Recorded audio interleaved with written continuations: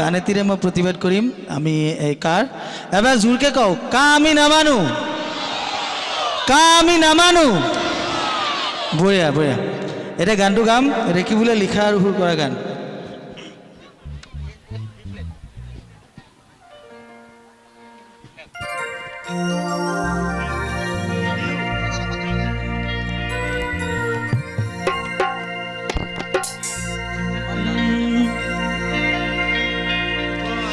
ও ৰজাই ভাষণ দিছিলে আমাৰ ৰজা গম পাইছে না কোন সৰ্বানন্দ সোণোৱাল ৰজা আমিয়ে ৰজা বনাইছোঁ আৰু আমি কি কৰিছিলোঁ ৰজাই যেতিয়া ভাষণ দিছিল তেতিয়া আমি কি কৈছিলোঁ তেওঁ কি কৈছিল এইখিনি কথা ৰেকিবুলে ক'ব তাৰপিছত গান গাম ৰজাই কৈছিলে পৰিৱৰ্তন আমিয়ে আনিম তো কি বুলি কৈছিল পৰিৱৰ্তন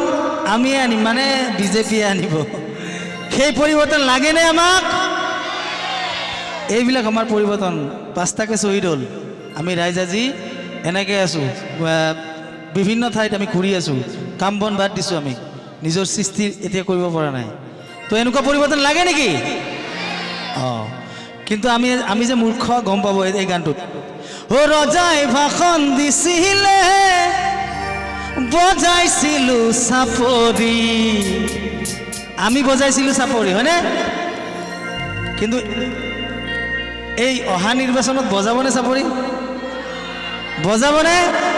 নবজাব বিজেপিক ভোট নিদিব তেওঁলোক এই গাদীৰ পৰা নমাব লাগিব নমাবনে বঢ়িয়া ও ৰজাই ভাষণ দিছিলে বজাইছিলোঁ চাপৰি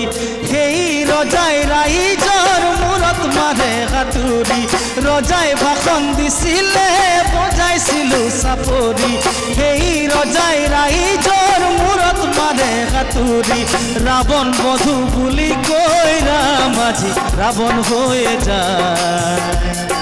কালৈ আশা কৰিব ৰাইজ আজি হ'ল নিৰূপায় ও ৰজা আজি পিছলীয়া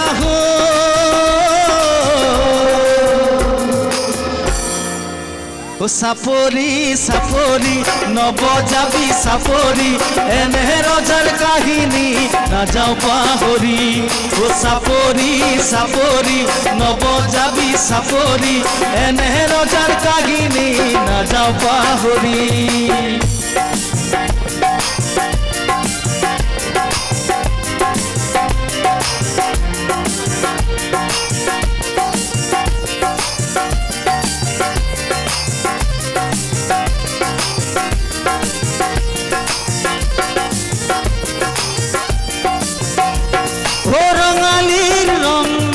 ভোগালীর ভোগ নাই চৌদিকে প্রতিবাদ হেজার জনতার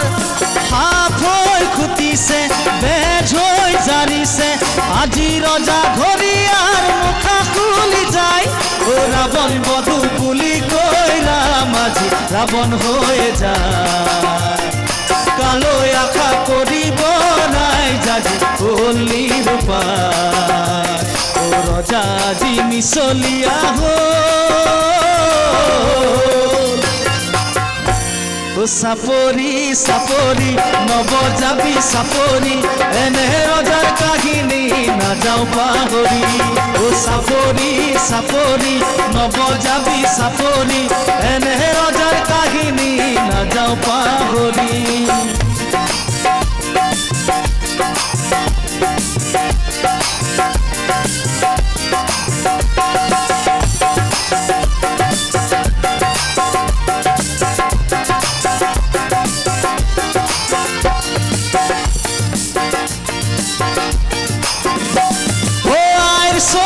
পানি কহিব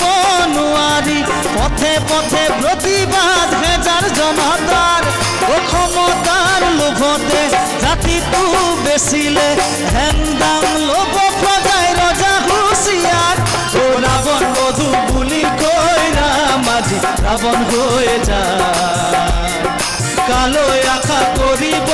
ৰাইজ আজি হ'ল নিৰূপায় ও ৰজা আজি মিছলীয়া হ'ল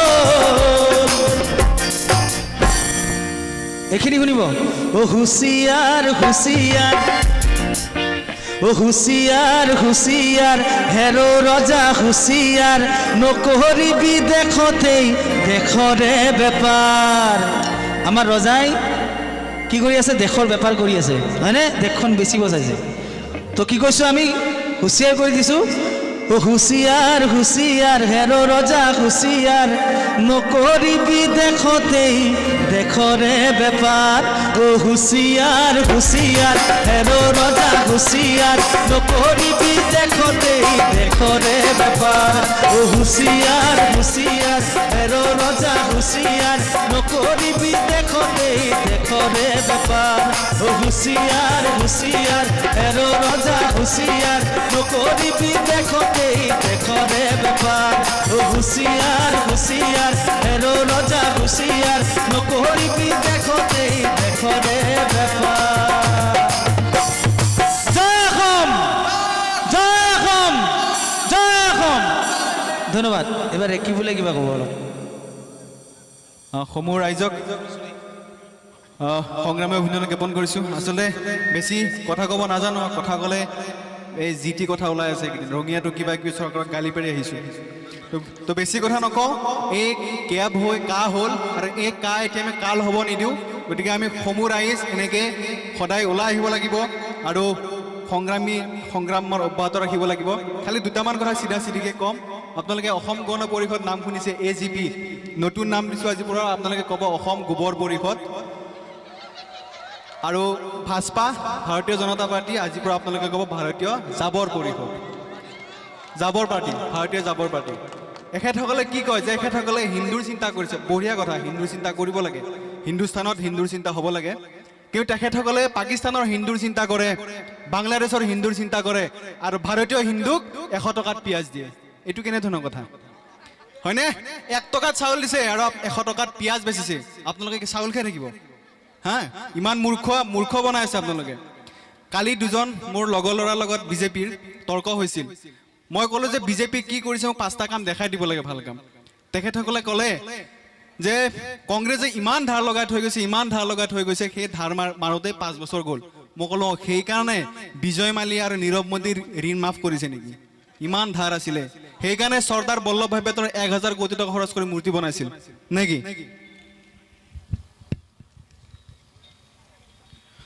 তো বেছি সময় আমি নকৰোঁ মোৰ এটি প্ৰতিবাদী গীত আছে আৰু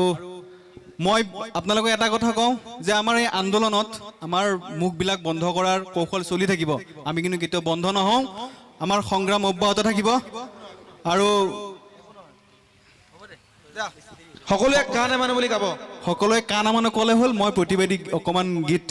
লিখি লৈ আহিছোঁ আপোনালোকে অকণমান সহযোগ কৰিলে ভাল লাগিব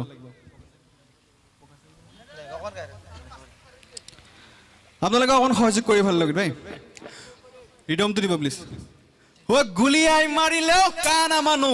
মৰিয়াই মাৰিলেও কা নামানো ও গুলিয়াই মাৰিলেও কা নামানো মৰিয়াই মাৰিলেও ও লাগিলে তেজ দিম কা নামানো লাগিলে প্ৰাণ দিম কা নামানো ও বতাহতো শুনিছো কা নামানো ও ধুমুহাত আহিছে কা নামানো ও মন্দিৰ বনালে কা নামানো মছজিদ বনালে কা নামানো ও গিৰ্জা বনালে কা নামানো ও এইফালে শুনিছো কা নামানো সেইফালে শুনিছো কা নামানো সৌফালে শুনিছো কা নামানো কালিও কৈছো কা নামানো আজিও কম কা নামানো কাইলেও কম কা নামানো ও মন্দিৰ বনালে কা নামানো ঈশ্বৰ আহিলে কা নামানো ভগৱান আহিলে কা নামানো ও আল্লাহ আহিলে কা নামানো ও হিমন্ত শুনিল কা নামানো ঘৰবা শুনিল কা নামানো ও মোদী শুনিল কা নামানো ও শুনিল কা নামানো অমিত শ্বাহ শুনিল কা নামানো চিঞৰি কম কা নামানো এশবাৰে কম কা নামানো আৰু বাৰে বাৰে কম কা নামানো আমি ৰাতিপুৱা কম কা নামানো আমি দুপৰীয়া কম কা নামানো আমি সপোনতো কম কা নামানো আমি দিঠকতো কম কা নামানো আমি সদায় কম কা নামানো ঈশ্বৰ আহিলে কা নামানো আল্লাহ আহিলে কা নামানো আৰু ভগৱান আহিলে কা নামানো বতাহতো হৈ আছে কা নামানো আৰু ধুমুহা আহিলে কা নামানো চুনামি আহিলে কা নামানো গুলিয়াই মাৰিলে কা নামানো মৰিয়াই মাৰিলে কা নামানো চুচৰাই নিলে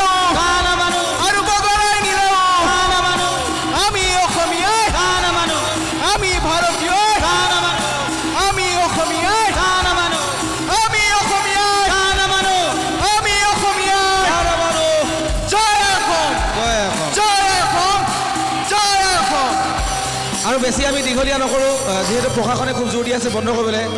কিন্তু আন্দোলন এনেকুৱা নহয় যে কিবা এটা সময়ত সীমাবদ্ধ কৰি দিব আন্দোলন হ'ব এয়া অসমীয়া জাতিৰ হকে তেওঁলোকে একচুৱেলি আন্দোলন কৰিব লাগে আজি বহু